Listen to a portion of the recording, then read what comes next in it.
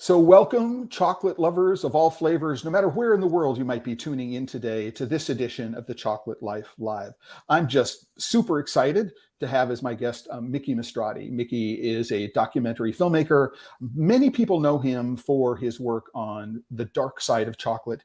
Now, more than 15 years old, he has reminded me. We're going to be taking a look at his new film, The Chocolate War, and discuss the challenges that he experienced in creating this new film, and then also what he's seen in terms of change over the course of the last 15 years and more. And of course, because we're watching this live, people who are participating have the chance to comment and ask questions. So let's rejoin each other right after we have a chance to hit the opening video.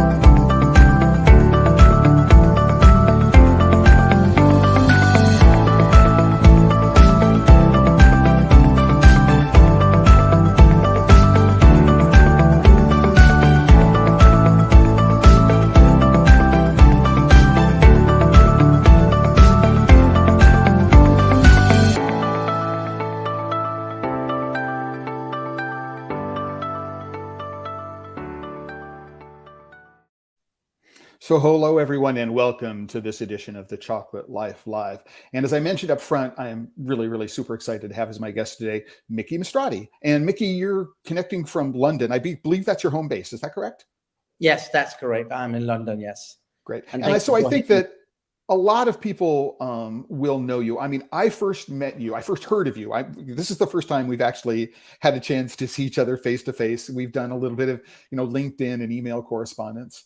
But this is the first time we've had a chance to see each other face to face. But I first heard about you. I first heard your name back when the film was first released. I'm in New York City. I went to a screening, I believe, at the New School with Romano, who is the director of photography, as I understand, on The Dark Side of Chocolate.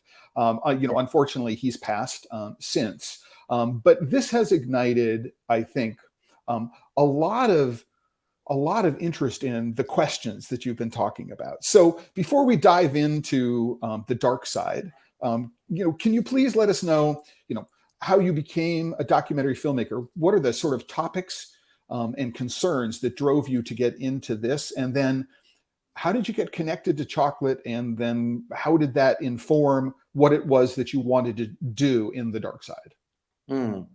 Originally, I'm a journalist, and from the very beginning of my career, I was looking at things where children were mishandled and stuff like that. I think it's because of my background. I come from a background which was not a privileged background, and I saw a lot. And in many ways, I see myself in Terry Conningsworth, who is the main character in my film, who also come from not a privileged background. So that was my driver to begin with, and then I became a journalist, and I did my first documentary for national TV in 1996, and that was I was one of the youngest one, because doing documentaries for TV is kind of the Rolls Royce or the Ferrari, if you like.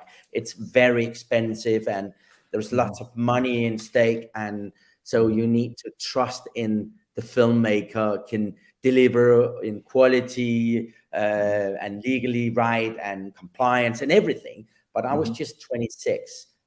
So I don't know why they were trusting in me. I think I've always been good with ideas and be curious about things in life and globally also.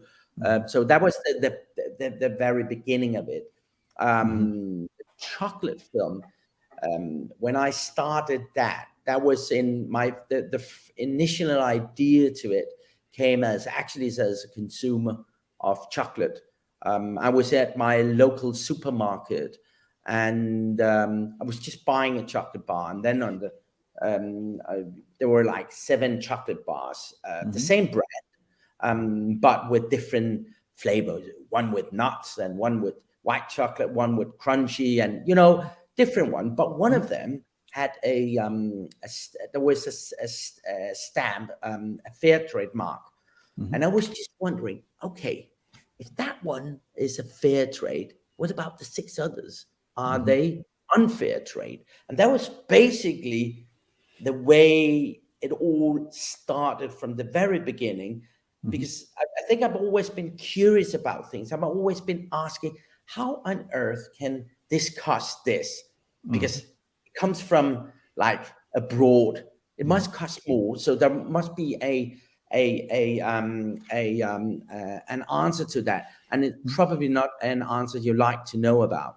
So what I did, I then started to investigate, and that was in 2007. The first investigation started for me, and I came across an American magazine called Fortune, where there were an article, and the photographer. It was about child labor in the industry. There were no films at that point, and that photographer was Robin, who became my cinematographer later on. And I tried to reach out. I wanted to know more, and Robin, he replied and said, what's up? And I said, hey, I'm looking for someone who can help me out, because I think there is some. This is something which needs to come more broad out and than just an article in Fortune. And he said, oh yeah, it's a huge problem. So I said, could you take me? And he said, oh yeah. And I invited him to Copenhagen. I had never met him before, and he slept on my sofa and was smoking lots of cigarettes, I remember. And then we went to Ivory Coast for the first time, and Mali, and it was just in front of me, this horrible situation. I managed to find trafficked children, and also the trafficking when it was ongoing from Mali to Ivory Coast, and we went to the plantations in Ivory Coast, and it was just full of children. I was so shocked. Of course, it took a long time to get that on film, so we had to go back a few times. So we were in and out, I think 3 or 4 times to Mali and then Ivory Coast. But that was the first beginning of it. So there are a couple of things. So number one is, if you're watching live and if you have a question or a comment that you'd like to share with the audience, or you'd like to ask a question of Miki, please go into the chat or comments, whether it's Facebook, LinkedIn, or YouTube. You can share them with us. And what I want to do is I want to say hello to Sam Giha. Sam is connecting from Lima in Peru. For people who don't know, he is one of the founders of Cacao Suyo in Peru, so the chocolate maker Cacao. So I just want to give a quick shout out to Sam for saying hello. And again, if you're wherever you're checking in from, please let us know, and we can give a shout out and find out where it is that we're going, where we're reaching today. So just an interesting point of data. So people who may not know, Robin, also you, Roberto Romano, if you're looking him up, is famous for a film called La Cosecha, or The Harvest, which documents illegal labor in farms in the United States. So this is a shared passion that both you and Robin had as you went and started this project. So was it a couple of things? How many years did it take to actually grab the original footage for The Dark Side of Chocolate? And is this self-funded, or were you able to find people who said, oh, so it's entirely self-funded? So no, it wasn't. It was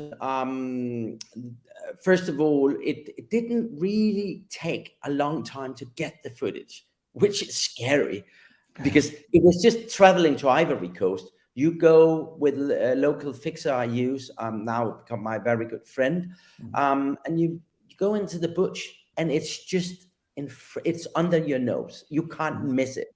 And that was one of the key questions I remember, was just, how can the companies claim that they don't know about the problem? They have like hundreds of staff members, Mars or Cargill or Mondelez. They have their own headquarters. They could take their four-wheel drives, drive 2 hours from Abidjan into the bush, and you are the main space of the cocoa. And it's just all over the place. The news figures I saw was, and this is official, so I have nothing to do with it, so bear with me. 1.56 million children are working as we speak in Ivory Coast and Ghana. That's insane for me. Yeah, and also, one of the things I have queued up is I have queued up the trailer for the Chocolate War, and we'll get to it. In a little tech rehearsal, I can hear the audio. Miki cannot. I'm hoping people at who are watching will be able to hear the audio for this. But there is, for me, a whole lot of sophistry around this language. So, for example, if we look at the National Opinion Research Council report, and I haven't linked to that in today's post, but what I will do is I will link to that, or actually attach the document so people can download it, is that people are trying to play the difference between, well, these 1.56 million, well, they're not slaves, they're not trafficked, they're just children on family farms. And the answer is maybe not, right? But we don't have contracts directly with the workers. There's just a whole lot of verbal sophistry which is going on to try to, what I would say is defend the indefensible. Can I just add about the funding? We're asking about the funding, just to make clear. Everything I've done has been fully funded by broadcasters in Europe, especially in the Scandi countries, Denmark, Norway, Sweden, Finland, and Germany, and also a few in France. And that's how when you have a name, it's a little bit easier to get things funded. So that's the way it worked. Gotcha. So let me just take a couple of things that have come up in the stream. Number one, Sam from Peru says that he's been in touch with you, celebrating the work, looking forward to the interview. Sam, I'm hoping that there's going to be a preview, right? So you're getting a chance to actually do a screening of the film in Lima. I know. Right. I also know that I believe it's next week, this coming weekend, at the DC Chocolate Festival in Washington, D.C., that there are going to be 2 screenings of the film. So that if you're in the Washington, D.C. area, you have a chance to go to the DC Chocolate Festival this weekend. One of the highlights of the festival is going to be a screening of the film. So please, everybody, do that. I want to give a quick shout out to, I believe, Aaron Sylvester of Tri Island Chocolate in Grenada, to Mark, who's a regular contributor to The Chocolate Life, who's connecting from Denver today. He says, amazing you're able to produce the films against big money. We've wondered where you're able to find the funds. And yes, disgusting that this remains an issue. I mean, in talking with Terry, he's been a guest here on the Chocolate Life Live as well as on Clubhouse. We look at the Harkin-Engel protocol, and it's been around for more than 20 years now. And the industry has been trying to voluntarily address these issues through initiatives, organizations like the World Cocoa Foundation and the International Cocoa Initiative, who is responsible for the child labor monitoring and remediation system, as I understand it. Right. You could, this is a safe zone in order to be able to it's how many times so many years, it's a kind of an echo. Yeah. No, absolutely. And, one of the reasons why I'm doing this, highlighting these, is that I think that we're way past the time where we can allow the industry to self-regulate. There needs to be accountability. And, my personal feeling, and I've had this, and perhaps you can share this from the other side, is in conversations that I've had with Terry, is that these big companies are frightened for these suits to proceed, because once they get to the discovery stage, they know that they've lost, right? And they are doing everything that they can to keep this from actually having to divulge what it is that they know. Was there any active pushback against trying to put together the chocolate war? I mean, or was everybody, I mean, did you have problems in country getting footage? Did you have problems? I mean, no, but I think because I've been making a few films about this issue the last 15 years, so the industry really know my name. A shame is that they never wanted to meet World Cocoa Foundation, for instance. Every time I've been invited to any panel discussions or anything, when they find out I am part of it, then they withdraw, which I just like. You are $1 billion business. right. Why are you afraid of a single guy? I'm a one man's band, and why are you afraid of talking to me? And I'm just like, I find it extremely annoying, and I don't really understand. See, this latest film, I have to say that where it's in focus is Nestle US and Cargill. And people who doesn't know Cargill, I can just tell that it's the biggest family-owned food company in the US. So they are giant. I believe in the world. Yeah, right. They are Cargill. probably. Yeah. They have like, I think 400 and something thousand staff members worldwide. But no one knows outside US what Cargill is, basically. Anyway, I didn't get any problems from Cargill or Nestle directly, but from a really surprising side, I got trouble with the first lady of Ivory Coast, which was really shocking, because we went to a rehabilitation center to see, because that's funded by the first lady and the industry, and it's a center to help children when they find children in the bush working as not going to school, then they end up in this center. That was quite new. When I went to the center with Terry, we were filming, and they were completely empty, and it didn't even look like that anyone have been there. There might be, I don't know, but it didn't look like a place. It's a part of the film, actually. And afterward, the first lady was given the right to reply, as you have to, which is fine, legally compliance-wise. And then she started a massive war against me by, first of all, hiring one of the big lawyer hotshot from DC. And he reached out and, started in a polite way. And then when he did find out that I was not like that guy who would just like, oh, yeah, of course, we will stop right away. Then he hired, because the film is produced by a Danish production company. Then they hired the most exclusive and biggest law firm in Denmark. And they continue with 4 lawyers and the same drill. And I know the drill. And they tried to stop the film, but they didn't succeed in doing it. Right. So what I want to say is that, there are a couple of things that if people don't think about this, and I think that that's the point of what it is that you're trying to do. And it's certainly the point of what it is that I'm trying to do, and I know that Terry is trying to do, is just get to people to stop and think and become more critical consumers of the information that the industry is providing, to be more skeptical, to look at something and say, there has to be a bias from which this information is being presented, right? And to some extent, we have our own confirmation bias. We want these things to be true, and so we're going to believe them, or we're not going to question them. So one thing that people may not know is that, if you want to buy cocoa in Cote d'Ivoire and Ghana especially, is you need to be what's called a licensed buying company, right? And who gives out these licenses? Well, among other people, senior government officials, right? And so if you want to be able to purchase 1 ton of cocoa or 1,000 metric tons of cocoa, you need to be a licensed buying company.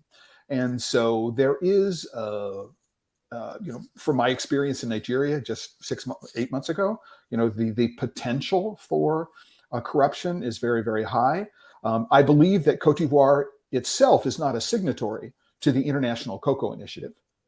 And so they're working at cross purposes. And so there are lots of factors that are going on that, you need to understand a lot of stuff that's going on in order to be able to sort of parse, all the messages that are coming through from big industry. And one of the things that I've learned as a consultant is that one of the first things you need to look at is whose position of power, right, political power and economic privilege is going to be threatened by what it is that you're doing, right? And these are the people that you need to be very careful because they have the opportunity, they have the incentive, they have the motive to be able to try to stop, what it is that you're doing. One of the questions I'll ask myself a few times, the many times I've been in, for instance, in Ivory Coast, is they sit on 40% of the world market. Not many countries can, be proud and say, oh, we lead 40% of one market, world market. Mm-hmm.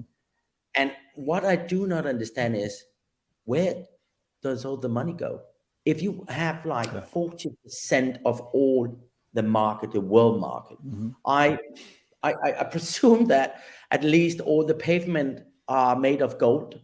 Do you know what I mean? It's just like, where are the money? Of course, there are money in Abidjan and Yamoussoukro and a few other places, but drive out just outside the cities. We are talking about some of the most poor people in the world. Yep. Children are not allowed to go to school because families cannot afford.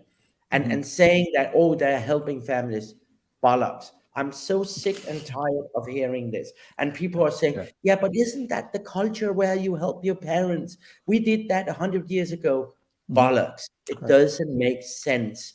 There is enough money to fulfill this problem. You could solve this problem in a sec. And I'm saying this. I didn't say that 5 years ago, 10 years ago. Now they have had so much time to make radical changes. And as Terry have said in the film, and I really can't stop thinking about it, it's only when they get caught they say, oh, we need to do something.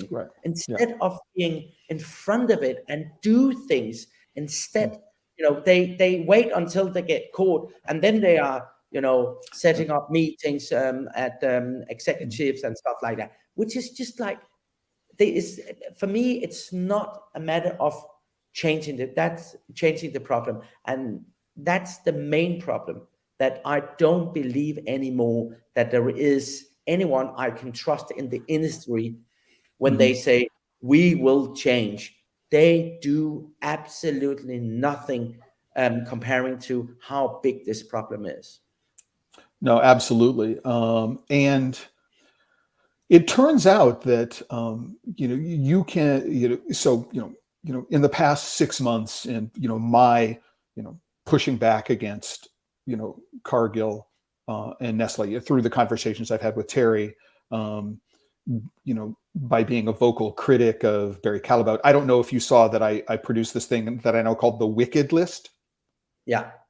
And I said, let's focus on people who we should be more critical of rather than rewarding them, as was recently done by the Be Slavery Free Chocolate Scorecard, right? Where you have this green eggs and everything is fuzzy and green and cool. And yet, you look at, the number 3 company on the list is Tony's Chocolate Only, and they're entirely dependent on Barry Callebaut for their chocolate manufacturing supply chain. And, how can they be credibly, right, an advocate for leading the industry? I can add something to it. Oh, cool. Today, Nestle we're sending out a statement because of the Chocolate War, the film, because it will come out on Danish television tomorrow, and it's out streaming in Scandi countries at the moment. So they send out this is an interview where Nestle is interviewing Nestle. So they are asking themselves questions. Can you believe it? And they are actually focusing on the scoreboard now, saying, "Oh, one of our projects is on the scoreboard of the chocolate scoreboard you just mentioned," and that really makes me like uncomfortable, to be Can you honest. tell me which project that is? Sorry, Can you tell me which project that is? I mean, which chocolate it is? yeah. I don't know. I haven't seen them, but it's easy to find on the scorecard. They are on the scorecard Okay. with I, Ferrero and some of the other, if in my opinion, bad guys. well, I mean, so I will go. Yeah. So number one is, what is that scorecard trying to project? We need to think about that. And I believe it's a very, very complicated apologetic. We're trying to create arguments to justify behavior, right? And I think that's wrong. But for example, I mean, one of my challenges with the scorecard, and I have a post just on grading the scorecard, um, is this notion that, for example, you would look at Alter Eco, who's number 2 on the list this year, right, for being warm and fuzzy or green and fuzzy. But the company that manufactures their chocolate for them, Chocolate's Alba, right, was number 3 on the list last year, but has now gone from a green egg to the next level down, right? And how can you continue to reward Alter Eco for their performance when the company that is assumedly, sourcing the cocoa and manufacturing the chocolate for them has dropped, right, in terms of their rating? So there's a lot that is missing there in terms of a real understanding of the marketplace. What I want to do, if I can, Miki, is just quickly, we're almost halfway through today. I want to say thank you to everybody who's joining us live, and to get through a couple of comments. First one of which is from Terry Collingsworth, who says that the screenings of the Chocolate War are at noon and 3:30 p.m. Saturday at the DC Chocolate Festival, and he provides a link to tickets. And so what I will do is I will take this link and I will put it in the post for today. So everybody, you don't have to keep a track of it. So thank you very much for that. I want to say hello to Juliana, who's connecting from Brazil today. Jeffrey, who's connecting from California. Keith here is in New York, who's a regular contributor to the Chocolate Life. Yeah, Nestle is interviewing Nestle. It's called PR, not news. Absolutely. Right. And then Lynn Lockwood. I don't know if do you know Lynn, Miki? Yes, I She's in the do. UK. Yes. She would love to know who funded the work of the scorecard and how much they got to paid to produce such a terrible piece of work. Yeah, there is a list of funders at the bottom of the scorecard. But I had a conversation a year ago with Etel Higgene, who was at Mighty Earth and then again worked on this year's scorecard. I've invited her to have a public interview, and we'll find out if we can get questions like this asked and answered. She is one of she's really good. She knows what she's talking about on the ground. I know because I've been working with her in Ivory Coast. So I can't say anything bad about her. Her work has been brilliant, but I don't know why. What is the background for this scorecard system? I'm genuinely not a fan of it when I can see that chocolate from Nestle or Ferrero can end up on the pure green, because how can they guarantee that? Anyway. Yeah, I mean, they can't guarantee it. And so, again, I've been pushing back against schemes that are try to whitelist. I mean, to use a racist term, right? I call them wicked good as opposed to wicked bad, because I like the wicked thing. And it turns out, I don't think you can guarantee anything. And schemes that purport to do that, for me, are really problematic. So before we jump into the rest of this today, I'd like to play the trailer if I can. Again, if anybody is out there who can let me know whether or not they can hear the audio. I can hear it in my ears. Miki can't hear it in his ears. That may just be a StreamYard thing, but hopefully what will happen is we'll get it to everybody. So let me switch over to share that screen and play the trailer.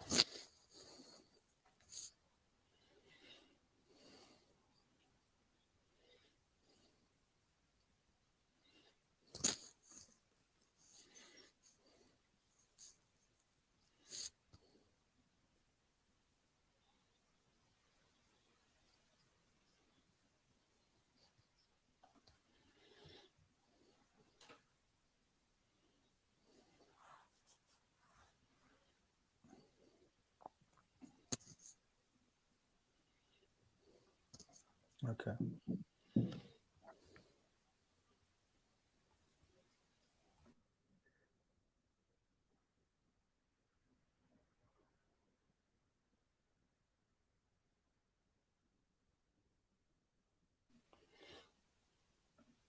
So, Miki, what I'm going to do is people are telling me that my There's mic was no. open. They couldn't hear the audio. And I played video in the past. I'm not quite certain how that, why that is the case. So what I'm going to do is I'm going to do a quick reshare of my screen now that everybody can hear me. And I can say, here is the post on the Chocolate Life right now. So if you go to thechocolatelife.com, in the upper left-hand corner, there's a link to this post, right?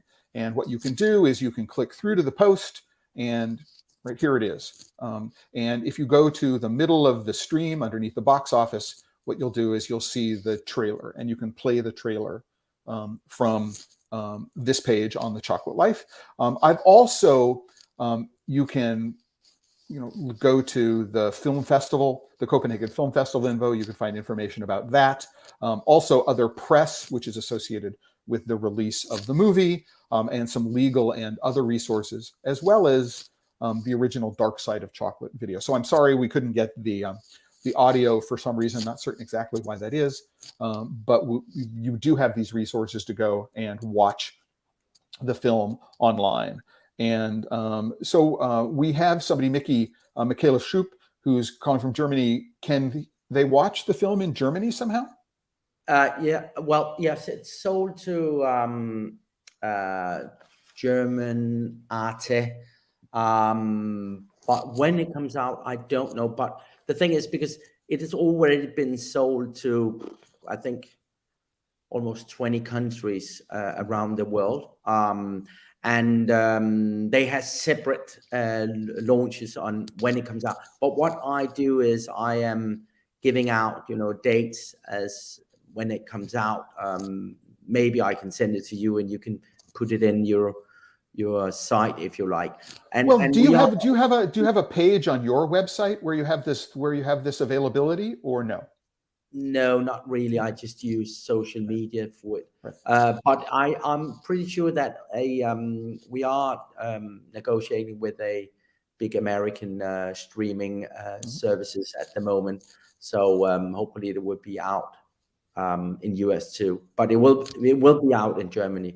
All my films on chocolate has actually been out in Germany, called Schmutzige Schokolade, and always been quite successful in Germany. Remember, it's the biggest country in Europe, so it's an important market. Great.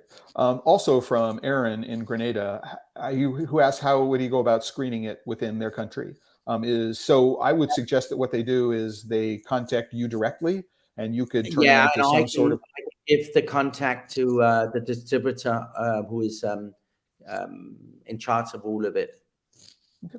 So, Miki, after this is over, you'll give me a link to the distributor, their website anyway. And what I can do is I can put a link on today's post, and people can go, if you're interested in screening this in your country, contact this company. Yes. Cool.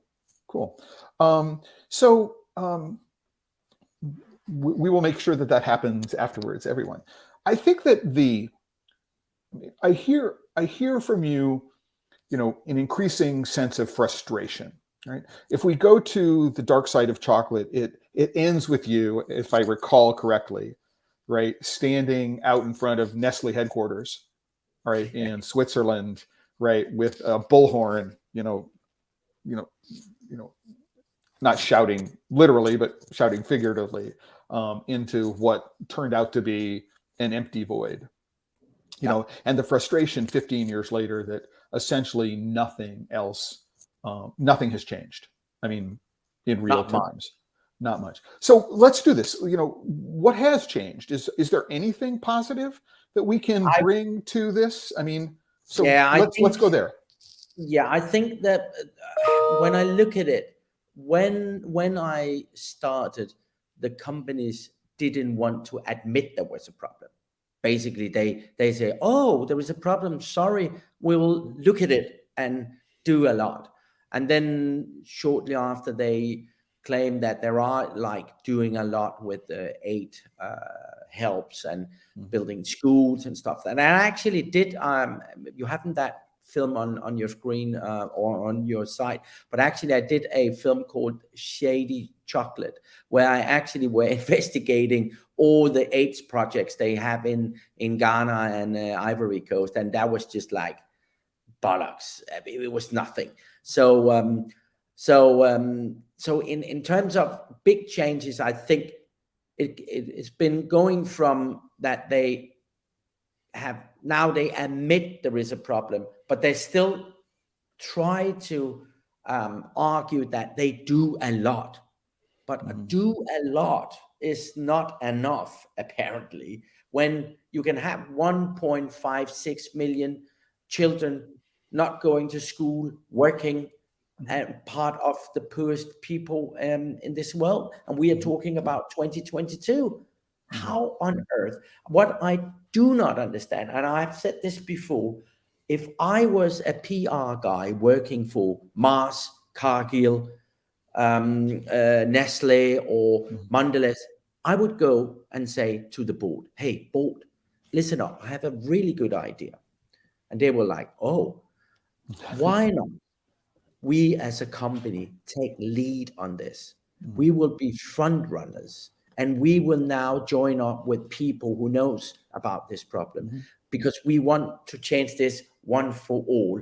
We want to be known as the company who took the lead and made the changes. It's not going to happen in 1 year or 2 years, and it's going to cost a few millions. But at the end of the day, you will be front runners, you will be leading, and honestly, I think your profit will go up. Maybe not the first year, but eventually it will end up that you will be the one known for that. You will make history. Why don't you do that? I'm really cynical about this, Miki, and I've mentioned this to a couple of people. I'd be interested in your take. And one of the impediments is shareholders, right? The whole purpose of a public corporation, especially in the United States, is to maximize return to shareholders. And so this is 1950s Milton Friedman Chicago School of Economics, right? Yeah. Filtered through Reaganomics. Profit is the only thing. It's not just everything. Profit is the only thing. And so that I think that you will die eventually if this is the way of thinking going forward with next generations. Right. I am sure that they will die, maybe slow, but they will die. You need to take advantage of the changes. Take climate changes, for instance. Yeah. There's no companies right now who doesn't say, oh yeah, we are green, we will do green changes and transition in our way of doing. Hey, they can do it, and shareholders will be forced to it anyway. So another thing that occurs to me is that a lot of the work that is being done, for example, through what's interesting, I think, about FLO fair trade is that FLO is not sustainable as a business through its licensing revenues, that it requires donations from other NGOs, right? And taxpayer support, right? So I think that all of these companies on a heartbeat would figure out how to do it if they didn't have to pay for it. If, we as the consumer or governments or other organizations stepped up and said, oh yeah, we'll cover, your bad actions over the course of the last 40 years, right?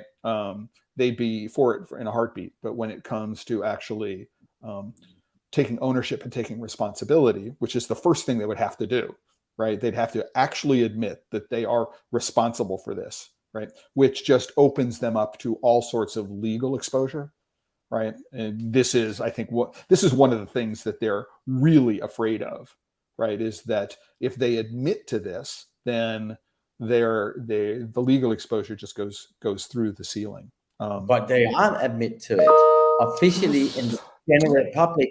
But the problem is when they go into court of that, because I've seen the corporate lawyers, and then they say, oh, we didn't know anything happened. Right. I mean, I think that the thing which is most remarkable about the footage that you showed in the court, right, from that's in the trailer, but there was no audio from the trailer, so people go watch the trailer about it. Is you have lawyers arguing, well, we have an arm's length relationship with these farmers, right? Is they're essentially not our employees, right? And so because they're not our employees, we can't be responsible for anything that they're doing, right? Or the argument, I'm a big fan of Neil Katyal. I got to say, my respect for him just like dropped through the floor when I heard the argument that basically that if I were an individual doing this, I could be responsible, but if I'm a corporation doing this, I'm not responsible, right? At the same time, here in the United States, corporate personhood is like,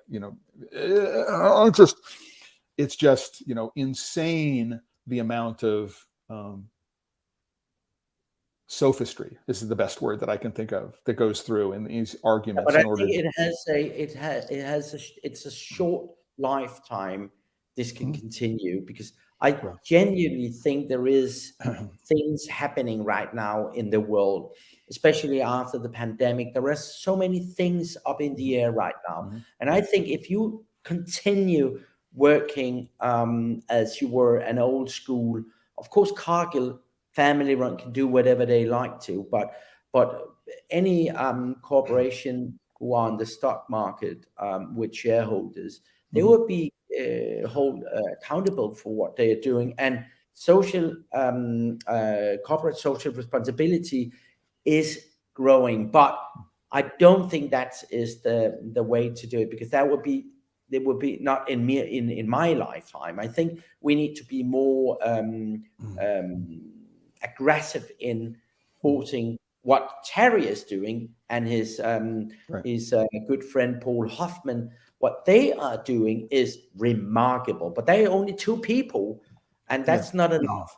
On the other hand, I think there are a few lawyers here in the UK who are trying to do the same as Terry and Paul is doing in the UK. And I think, why not having an organization where you are putting, all your legal expertise together, and then you try to sue companies in each country. I think that's a way to do it. And I also think there is another way to do it, but that's not going to happen, unfortunately. But if we could force the politicians to make a law that there had to be any chocolate bar you are selling needs to have, this can be produced by child labor, like the cigarette packets.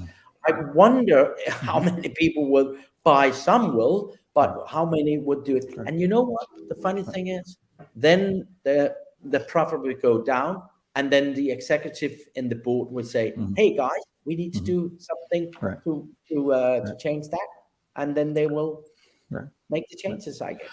Yeah, I've advocated for the notion of putting a line below the ingredients list that says caution may contain the blood, sweat, and tears of child slaves. Right. Good idea.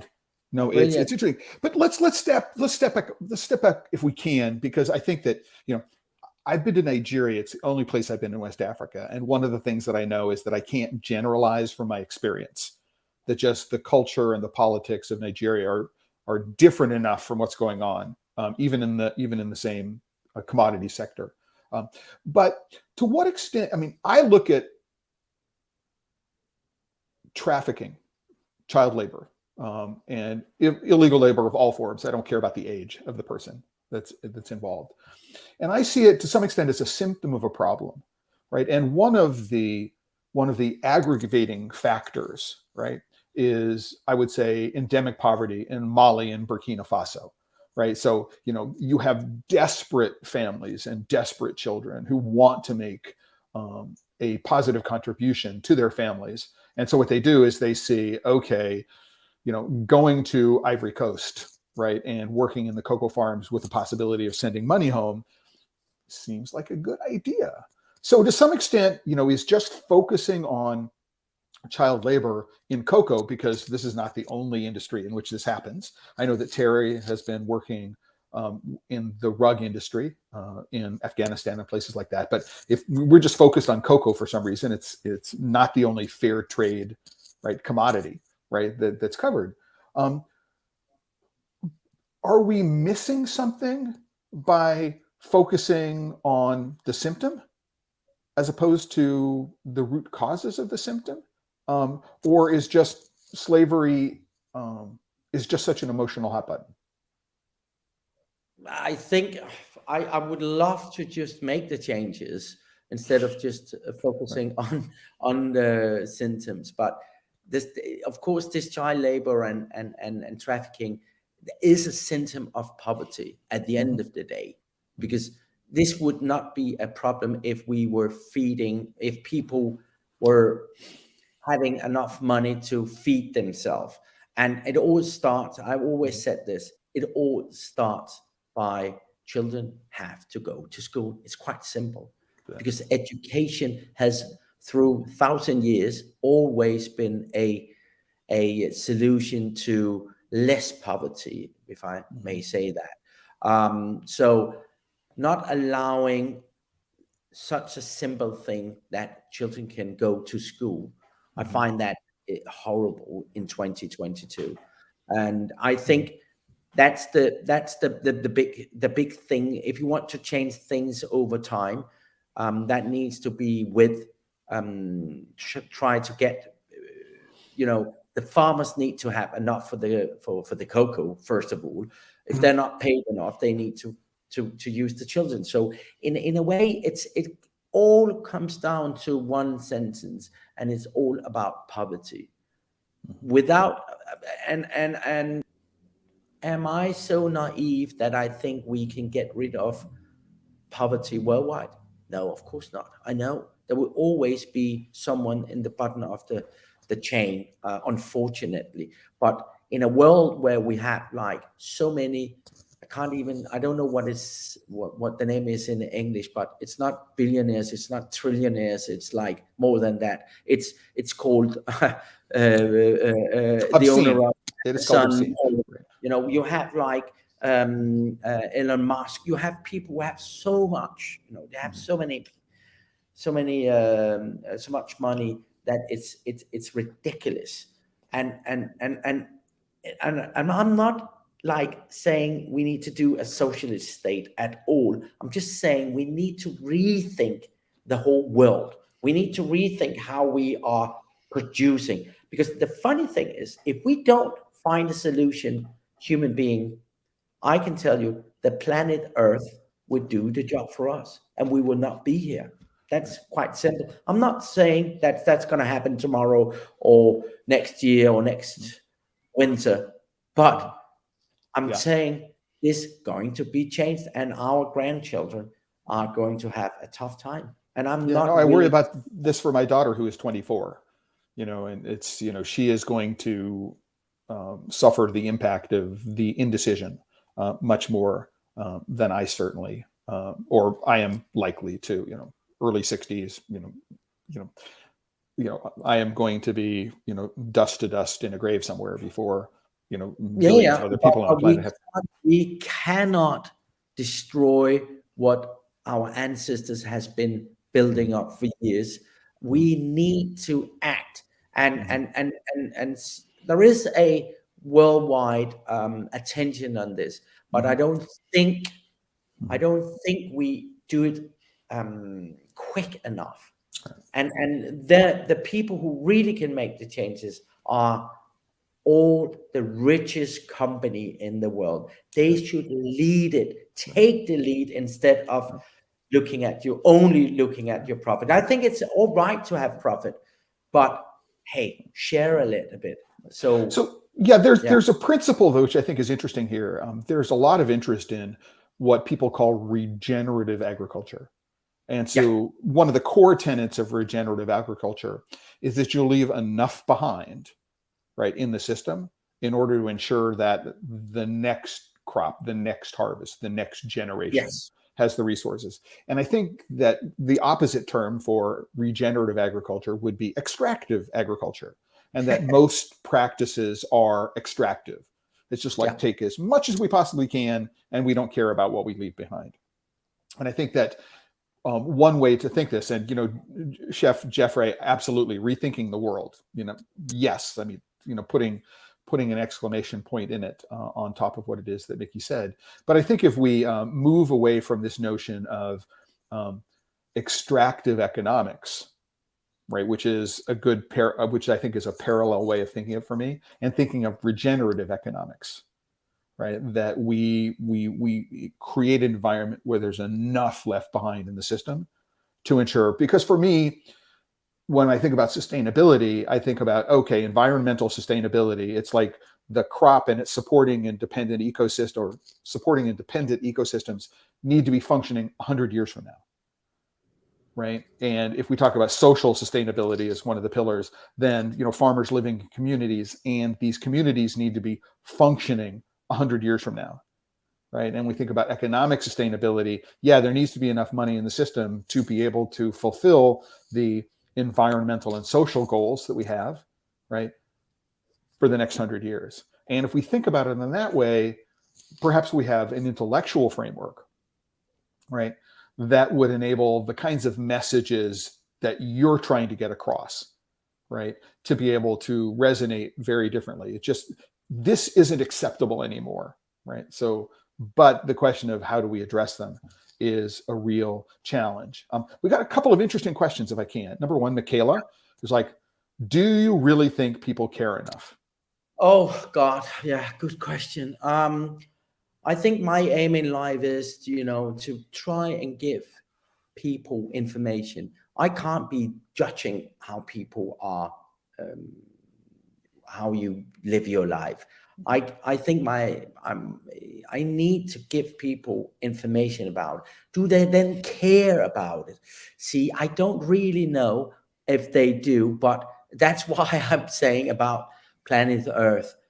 Climate changes. It's out of our hands. Basically, it's out of control in a way. And even if all the CO2 we need to make different. The whole way we live has to change. But in a 50 year, and then they do plans for 2050. Hey, that's too late, guys. Yeah. And do people care? I think there are, like, I have a hope. Maybe I'm just like too romantic. I have a hope that the next generation, the young generation right now, care more than my generation did. And if they do, I think that we will see changes. But the sad fact is that if people do not care, then it's going to be too late. I don't want to be being too dark in my view about the future, but scientists and they were just saying it. It's people who's not, they're professionals, they're scientists. They are saying, guys, the glaciers are melting, the temperature is going up, everything is under development in a very wrong way. We need to do something together. We need to stick together. So people need to care. So, but do they care? Oh, it's a really good question. I don't know. Yeah. So the answer is we hope people are smart enough to care. And Mark at Blue Spruce says awareness is half the battle. And I don't know that it's half the battle. I mean, it is the start of the battle. And I think that one of the things that I struggle with all the time is getting people to care. And so how do you cast something in terms that are personal to them so that they can see that this is going to have, number one, an impact on their life? And unfortunately, most people are focused on the cost equation. Well, this one costs 20 cents more than that one. I'm going to go the cheap one, without thinking of the impact of what it is that they're doing. And it's just not thinking about the impact of what they're doing and how the purchasing choices that they make really do send signals to the market, and the market will reward whatever signals people send to them. And that's a real challenge. So I just want to go shout out to Juan Gonzalez. Juan is a coffee and cocoa importer based in Canada, who's been a regular visitor here. He'll be a guest on the Chocolate Life coming up at some point soon. And I want to, if I can, Miki, just sort of end the formal part of this interview with a really, really interesting observation that Samir makes. Again, for people who don't know, Samir is one of the founders of Cacao Suyo in Lima. He said, "It will be worse if the general public boycotts chocolate in general. This is why we as an industry should not wait for that to happen and become the ones to solve it." Right?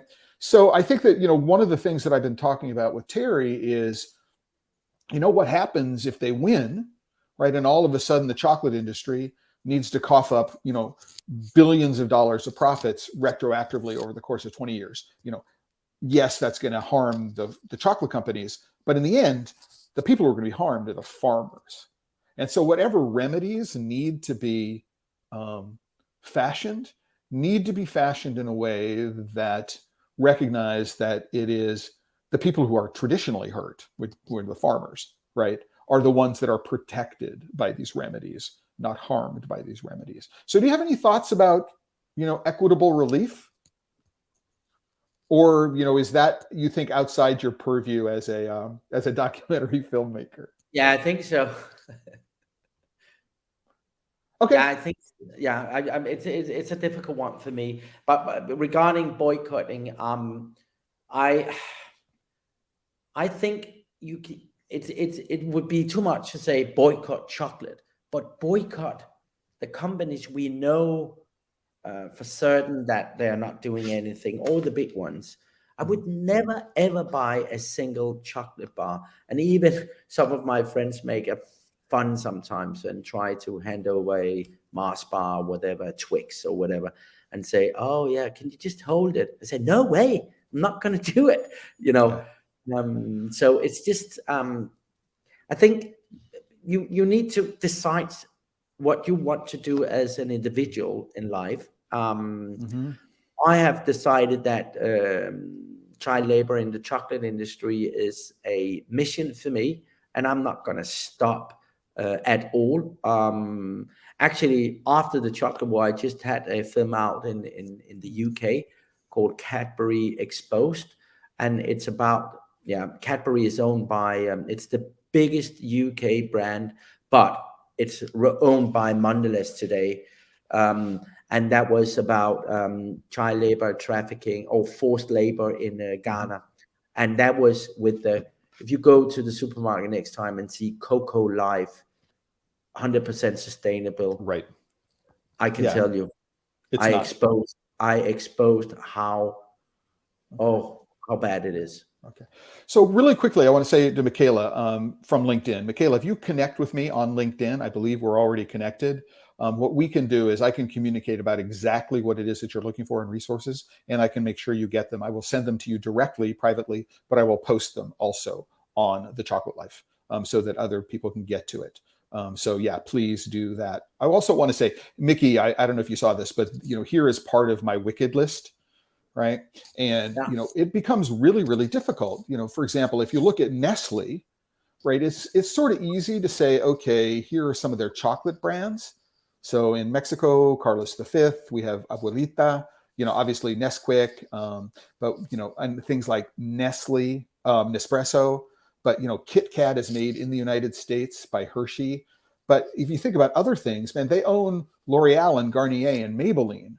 So if what you want to do is, if you want to be aware that your purchase is not just necessarily in chocolate, right? But for example, I now go into the local drugstore and I see a hair care brand like Garnier, and I go, no, not going to support Nestle in this way. Or even Pellegrino water, right? It's a Nestle brand.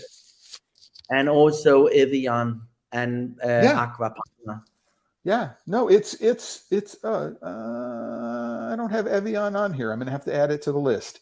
But it's one of the things that one of the realizations that I came to as a result of putting together this list is that it would be almost impossible at this point to live a Cargill-free life. Yes.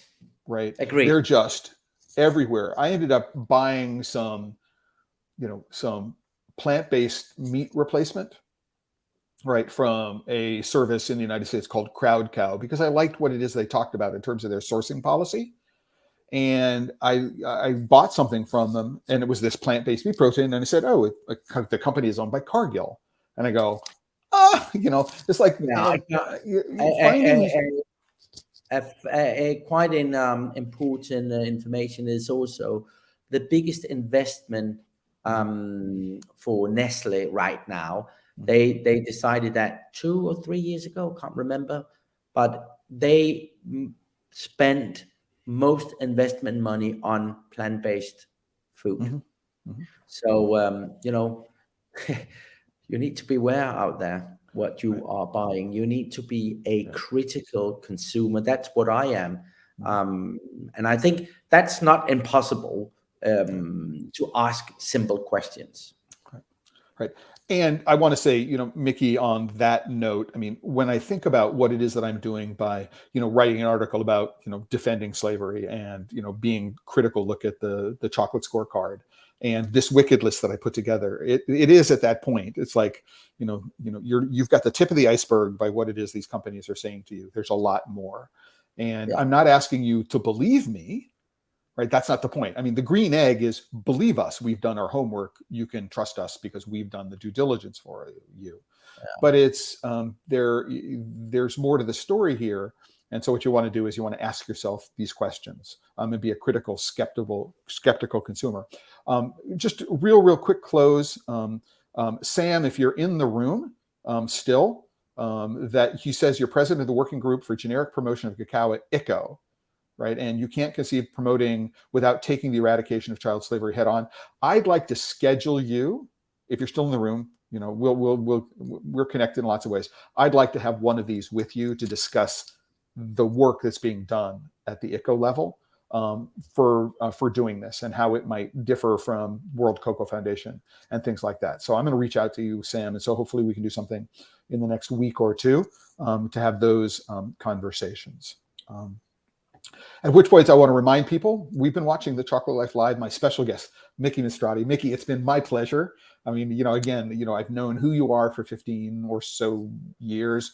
This is our first opportunity to have a chance. And it has been a real pleasure to be able to see your face and to hear your voice and to be able to start this conversation. And hopefully people will go to the resources which are associated with the chocolate war, which are associated with international rights advocates, which are linked to on the post for today.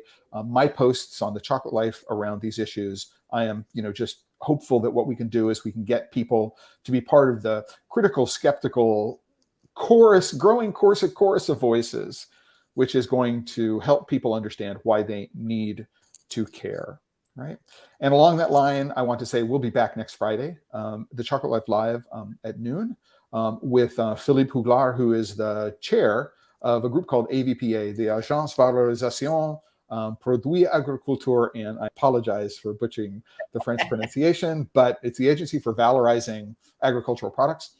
They have a new competition. They started it last year. This is the second year where they are focusing specifically on chocolate, which is made in the country of origin and rewarding the makers of chocolate in the country of origin. So we're going to be talking about that particular competition tomorrow. And with that, what I want to do is, Miki, you are welcome at any time. If you've got anything you'd like to do, please reach out. If you'd like to do something with Terry, or there are other people that you think would get together and, again, and specifically around promoting this, when you know more about, what the distribution and release schedule is going to be, please, send them to me and I will post them so people can get them. Happy to contribute to all of that kind of stuff.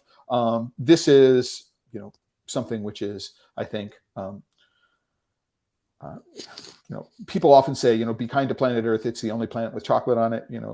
This is planet A, there is no planet B. Certainly there is an existential threat, not only to the planet, but also to the product chocolate, which brings us all together.